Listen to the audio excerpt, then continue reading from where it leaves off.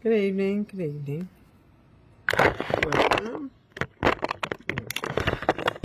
Alright, so let's start. Hold on. Hey, good evening.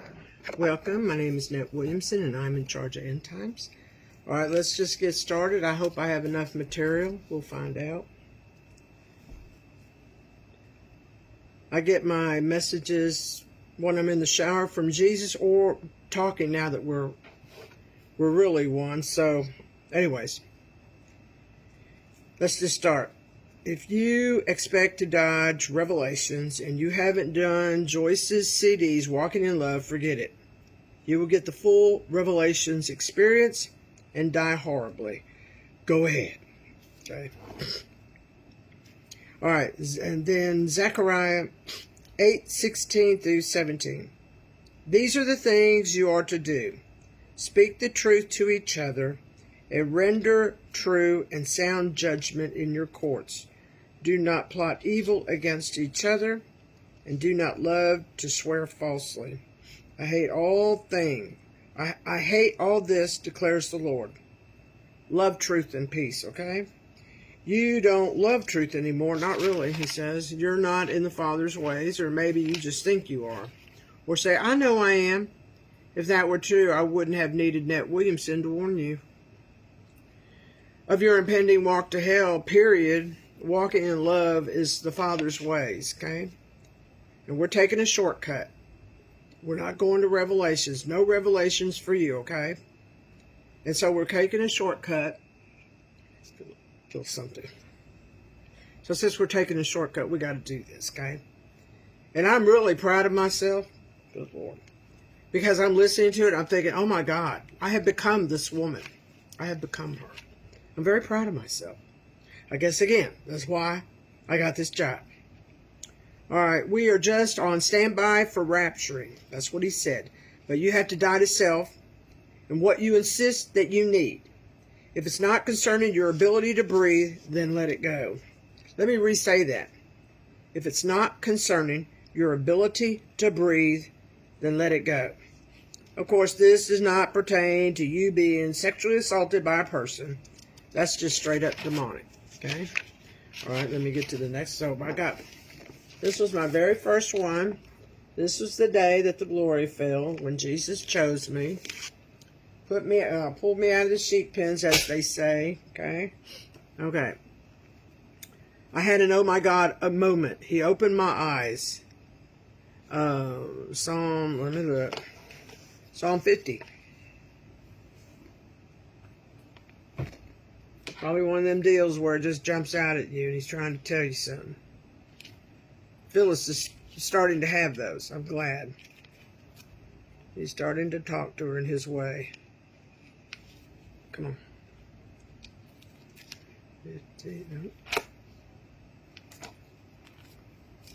50.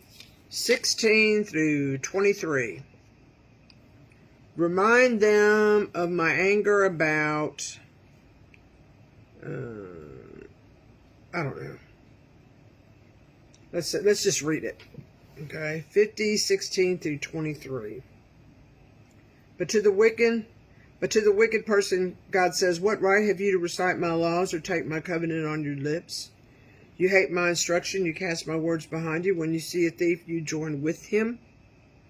You throw in your lot with adulterers, you use your mouth for evil and harness your tongue to deceit. You sit and testify against your brother and slander your own mother's son. When you did these things, and I kept silent, you thought I was altogether like you, but now I arraign you and set my accusations before you. Consider this, you who forget God, or I will tear you to pieces with no one to rescue you. Those who sacrifice thank offerings honor me, and to the blameless I will show my salvation. Okay, I was already picking up stuff, but I didn't want to stop. But to the wicked person, God says, what right have you to recite my laws or take my covenant on your lips? Okay, he's very ticked off, Jesus, about the gay community, okay? Psalm 58:3, he stands on that, okay?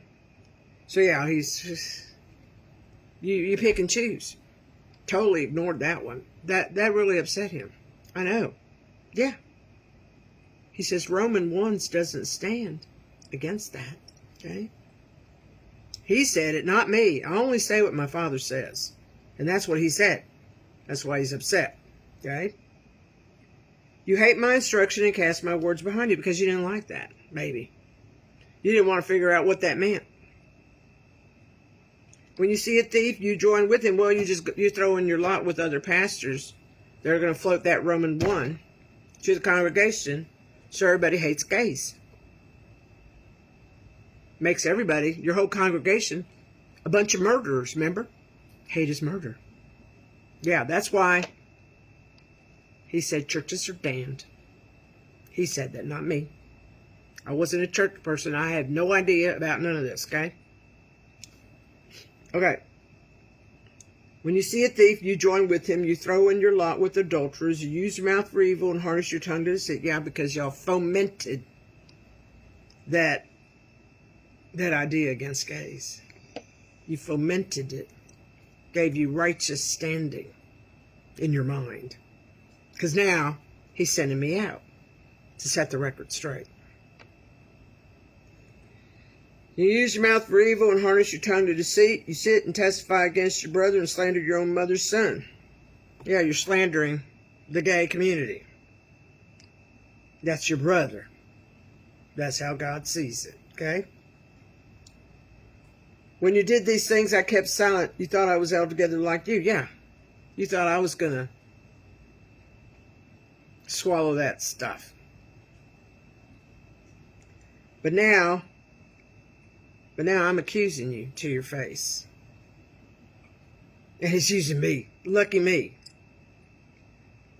And set my accusations before you. Consider that you who forget God, or I will tear you to pieces with no one to rescue. Okay, he did say, if you go out there and save gays ASAP, get connected with them.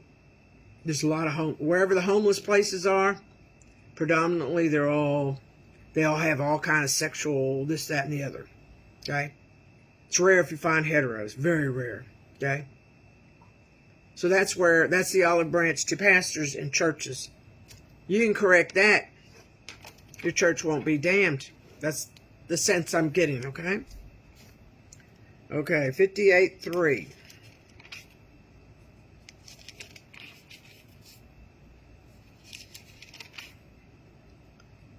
This, okay. Okay, same stuff. 58:3. Even from birth the wicked go astray. From the womb they are wayward, spreading lies. So again, there was another scripture that said the wicked enter the womb. And nobody, what'd y'all think? How was that going to affect the host, the body of a person that has the wicked enter? Yeah, I guess they're demonic, but that's the homosexual thing, okay? Even from birth, the wicked go astray. From the womb, they are wayward, spreading lies. Their venom is like the venom of a snake. Well, you get the idea. They're not following the Father's ways. And the fact that you kicked them to the curb and kept them there, the gay community, now they're all jacked up. Some have gone off the deep ends, the tranny, the this, that, and the other, cross-dressing, all kind of nut stuff. Yeah. And he blames you for all that.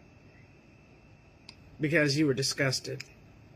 In a way, I can understand it, but still, you latched onto that mantle of being a pastor. Which means you are held to the highest God standard. You're supposed to be like God. Instead, some of y'all just act like God with your flock and weren't really being like God in your deed and manner or whatever. Okay, this is directed at the pastors for ignoring this one and fomenting Romans 1. An instrument against your brethren that just happened to be misfortunate and caught one of those demonic spirits in their mother's womb where they should have been safe. And that's why I tell women who are in the birthing time of their life, speak Psalms every day. So you will never have a gay child and you will never have birth defects. Okay? Sickness is a curse. It's not from God. You speak in that Psalms, and Jesus said, Psalms is like a turret, okay? So you got a turret coming out of you. Ain't no wicked spirit going to enter your womb. Heck to the no, okay? Tell them about that new saying we need to incorporate in our daily lives, okay? It's what? Oh, I was, because of my journey that I got. I said a while back, I never dread. I don't ever dread. I'm starting to. Yeah, I'm starting to dread. I sure am. But I know it's Satan. This is crazy what he's asking me to do. He said, tell him about that new saying we need to incorporate in our daily lives. Okay, so I was murmuring, complaining in my thought, how am I going to do this? Trying to think of other things of how I can handle this life of camping for 10 years, more or less. And he comes, and I'm worrying about stuff. I'm trying to figure stuff out. We're not supposed to try and figure stuff out. I'm just a vessel. I'm just a wait till I got to do that job, okay? Right now, I'm just raising you guys up, hammering the fact that you must do this because of the shortcut he's made a way for us. We're not going through Revelations, but you got to master this, okay? And I'm so proud of myself. I'm actually this. I am actually this, sure. Okay, here we go. Okay. So he said, well, at least you aren't hanging on a cross. So when you're feeling sorry for yourself, murmuring or cussing under your mouth or whatever, and how things aren't going for you, and you're so put upon, remind yourself at least you're not hanging on a cross. The other day, me and Clayton were being attacked left and right. Just things weren't flowing on our trip, It wasn't bad. But there was hiccups, And I was at every turn, me and him were both saying to each other, well, at least we're not hanging on a cross. It made us feel better and more light about what we're going through, okay? I'm sure it affects him more than it affects me. Because when he met me, I was already in the clouds, okay?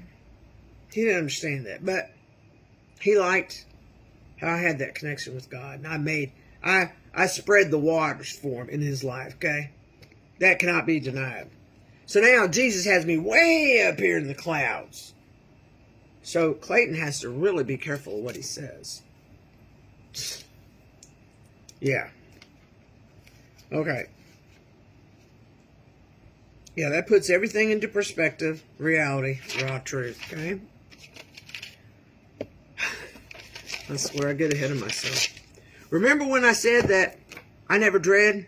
I'm just now beginning to experience dread for the first time since I don't know when. It's that unknown factor of my journey that Satan keeps wanting me to flinch. He's going to lose. Bottom line, period. Psalm 61 is me today. Geez, I'm up there with David, Phineas, Moses, you name them. It's because of my bold courage. The whole Psalm thing, preposterous, right? Psalms is saving us. All right, let me read 61 real quick. Hear my cry. Yeah, because I was crying out to God. Not crying. You know what I mean? I was kind of freaking out a little bit. That I couldn't believe. Once I had a revelation, I'm going to be here for this stuff. Hear my cry, O God. Listen to my prayer from the ends of the earth. I call to you.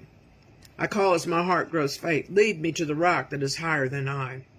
For you have been my refuge, a strong tower against the foe.